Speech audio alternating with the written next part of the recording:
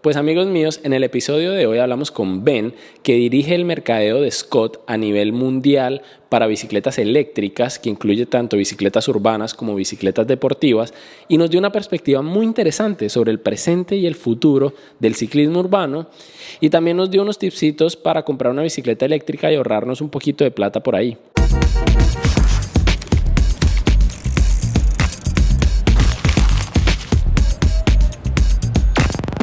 Y comenzamos poniéndonos en contexto sobre dónde estamos parados hoy en día, cómo han evolucionado las bicicletas y cómo ha evolucionado la actitud de la gente hacia la bicicleta. There's a number of things. So we can talk about technology, we can talk about urban planning, we can talk about rider attitudes, and we can talk about social aspects. And all of these are changing. It's kind of a melting pot at the moment. So on the bike technology side of things, this is to me, the least important part, but the important thing to say and get out of the way is things are changing and adapting, and new technology is coming and making all of this easier and cheaper, and longer duration batteries and all this kind of stuff. But this is functional. What's really changing is people's attitudes. So I can take it back and make it personal. So I grew up in Dublin. It's probably... Okay, we don't have 34 degrees every day, but we have a lot of rain, right? And this is kind of everyone's attitude is, oh, you can't ride because it rains too much. In reality, that's not the case. You can ride pretty much year round, similar. But what I really noticed that changed is the daily grind, my attitude, my headspace, my health, everything improved when I rode to work. Because I used to work in an advertising agency. So that's how I got to work. But the other side of it was that my commute was cut by half because I rode a bike, because I didn't have to go to get the public transport to move around to get to where I wanted to go. The time became my own. I was no longer on a schedule that matched somebody else. It was all, that was a major fundamental change. And COVID kind of gave a lot of people in the world a window into this, I feel. So, you have this classic mentality for the commute where it's like, oh, I've got to squeeze into the bus or the train car or whatever it is. And COVID kind of gave people a lot of an ability to look elsewhere and think, oh, I don't have to do this anymore. I can cycle, or I can walk, or I can work from home, or whatever. And I think this kind of gave people a big vision on what was possible. We did a really interesting study in the Black Forest where we called it Swap Your Car Keys. And people could literally give their car keys in for a week and get an e-bike in exchange. And I think the fundamental thing that people have to think about is, we're not saying you don't need a car anymore in your life. What we're saying more is, you probably don't need that second car anymore. Maybe you need one car for your family, and I have 2 kids, I need a car. But for me, for commuting to work, they're not coming with me. I don't need the car for that. So the car stays at home. And when we looked at this swapping your car keys thing, 70% of the people's journeys beforehand were by vehicle. The 20% I think was by walking, and 10% was cycling, something along those lines. After, when they did the switch to e-bikes, that completely flipped, and they were suddenly using the bike for 80% of trips. Wow. Because most journeys are in this shorter distance, like under 15k distance. And with an e-bike, you're not thinking about, am I arriving sweaty? Am I arriving, do I have to change my clothes? Do I have to think about what I bring? You don't have that issue so much anymore. It's much more open and easy, and possibilities are endless. Pero luego teníamos que hablar de algo que no se puede ignorar, y es qué está pasando con la infraestructura. The other thing we have to look at then is the infrastructure and the change in city design and landscaping, right? I mean, this has been a fundamental shift. My wife would always have an issue with cycling because she didn't feel safe. She used to do it, and she did it a lot. And then the volume of cars kind of got a bit crazy. But with the pandemic, that all went away, right? And you had this huge shift in the amount of vehicles on the road and how urban spaces were being used. And then the city planners got involved and went, wait a minute, this is an opportunity. And here in Europe, we have cities like Milan, like Paris, like Berlin. They changed the city structure and the way that roads were used. Something that previously was just, forget about it, it's not going to happen. You have cities like Ljubljana in Slovenia where they made the entire center of the city car-free. And this is a huge change. And what they've realized is that it hasn't actually impacted that much in terms of car traffic, but it has impacted the cyclists and increased the amount of people cycling to work. Now, there are other consequences that need to be worked in on this.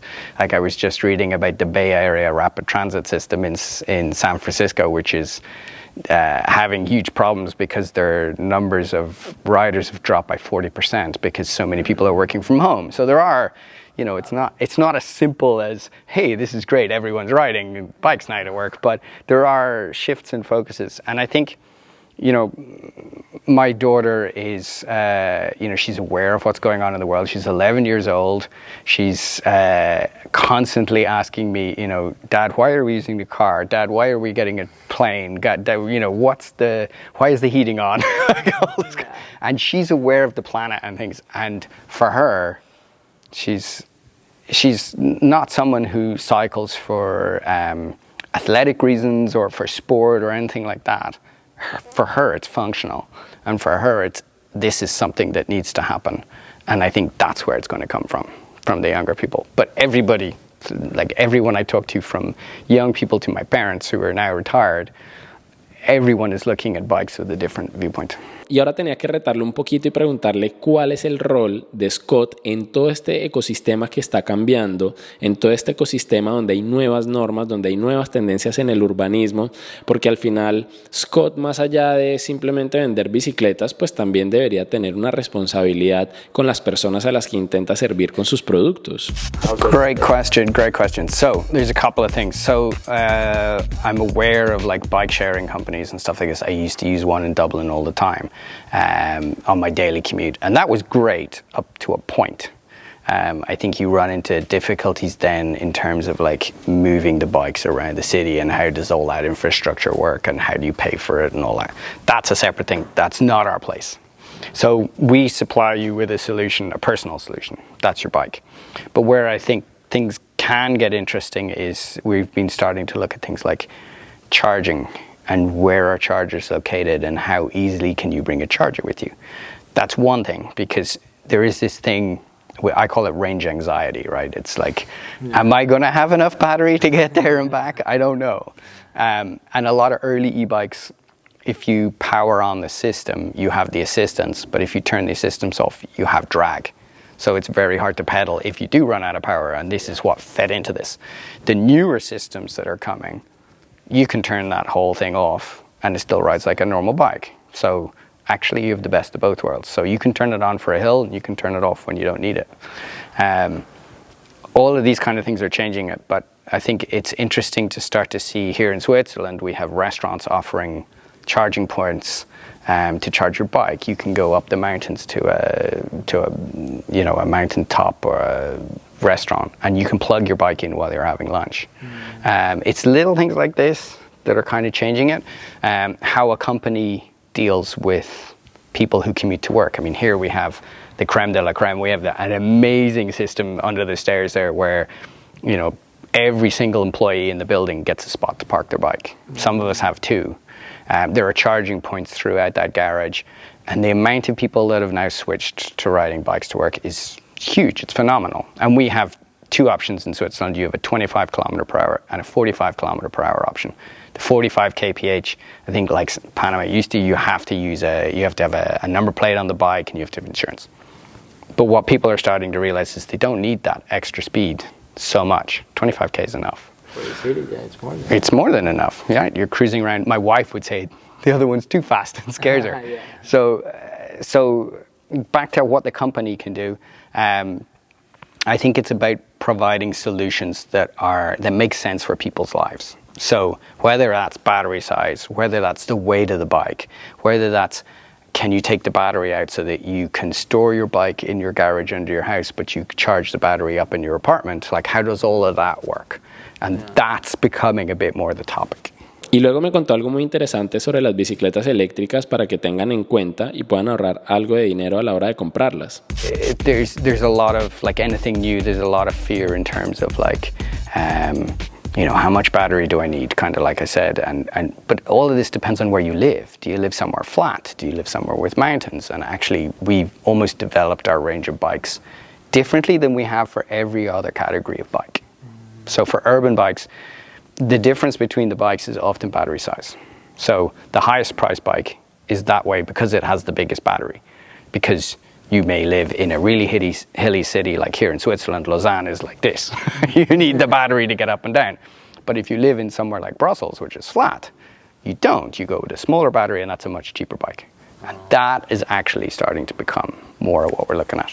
Y en ese punto ya sentía que era momento de preguntarle por el elefante en la sala, y es cómo hacer para que las personas puedan acceder a este tipo de bicicletas, porque si bien son bicicletas que le pueden resolver muchos problemas a muchas personas, pues siguen siendo bicicletas caras.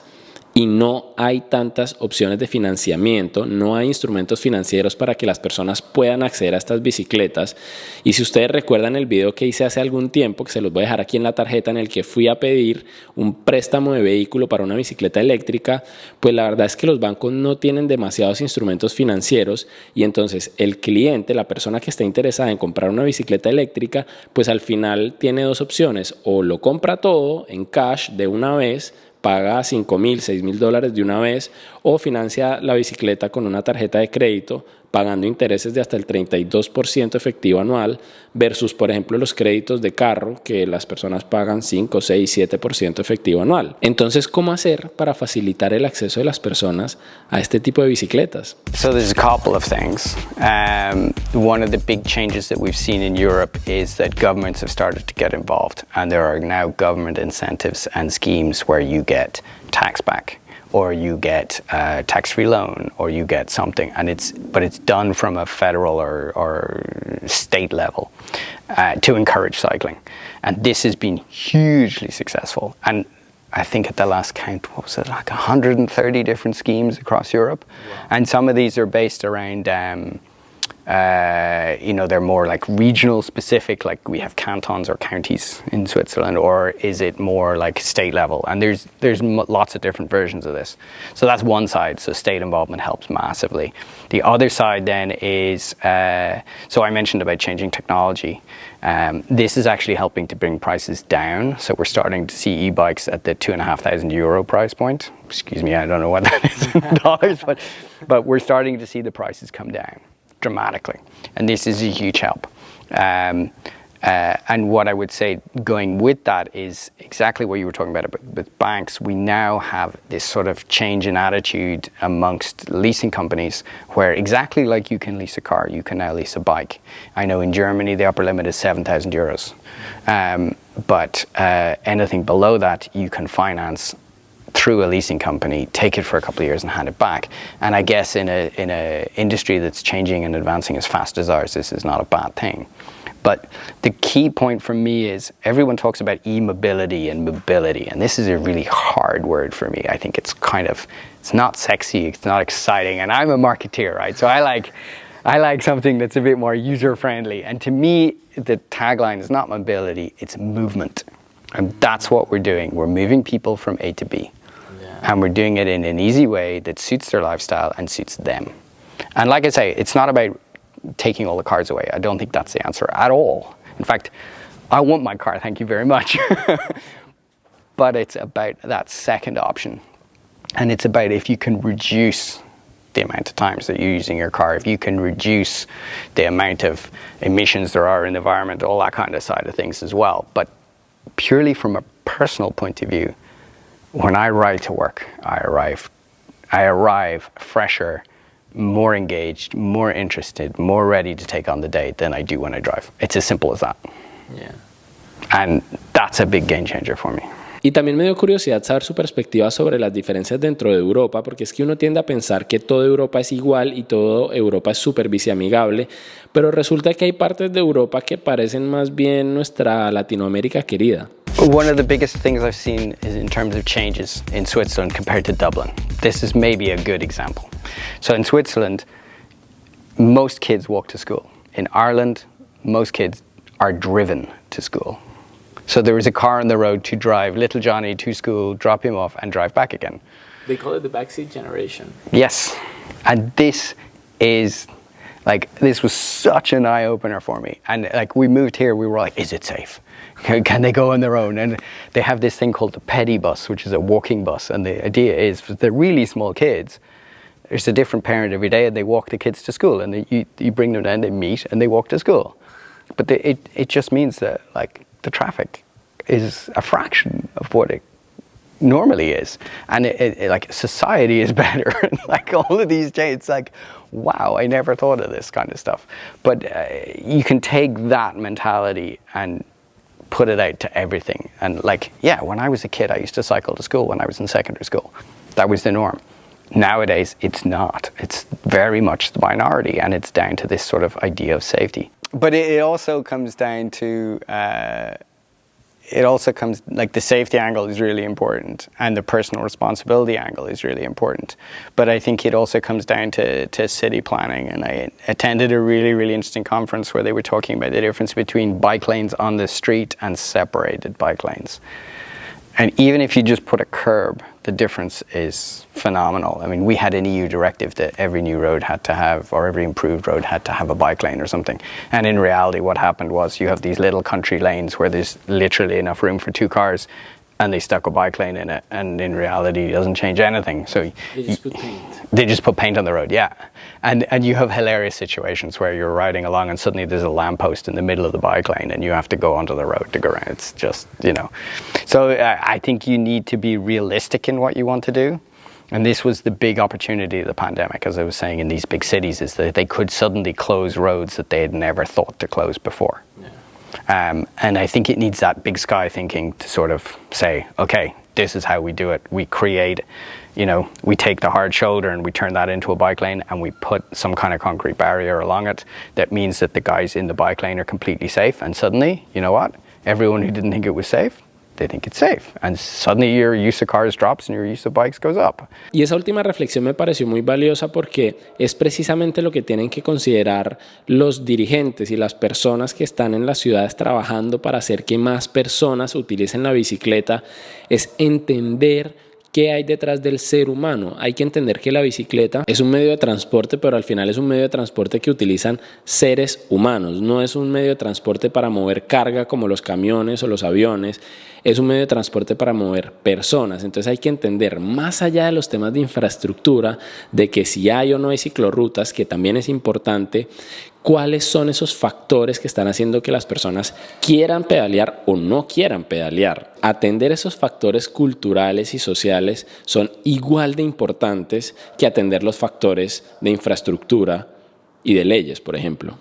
As I said, it's a combination of 5 things. It's not like one thing, everything's fixed. It's society. Así que ahí lo tienen, amigos y amigas mías. Esa fue la conversación con Ben. Nos dio unos puntos muy interesantes sobre la transformación cultural que estamos viviendo y todas las ventanas de oportunidad que se pueden abrir con este cambio cultural, pero también con la innovación que está viviendo el sector, con baterías más eficientes, con baterías más pequeñas, con bicicletas más ligeras, y todas las ventanas de oportunidades que se abren para las empresas del sector, pero también para todas las personas que tratamos que más personas utilicen la bicicleta, y también para todos los gobiernos que están teniendo problemas de movilidad que no saben cómo resolver. La bicicleta vuelve y juega un rol muy importante en la transformación de las ciudades. Así que eso fue todo por el episodio de hoy. Espero que esta información haya sido útil para ustedes y nos vemos en el próximo episodio. Y recuerden que este episodio también lo encuentran disponible en Spotify.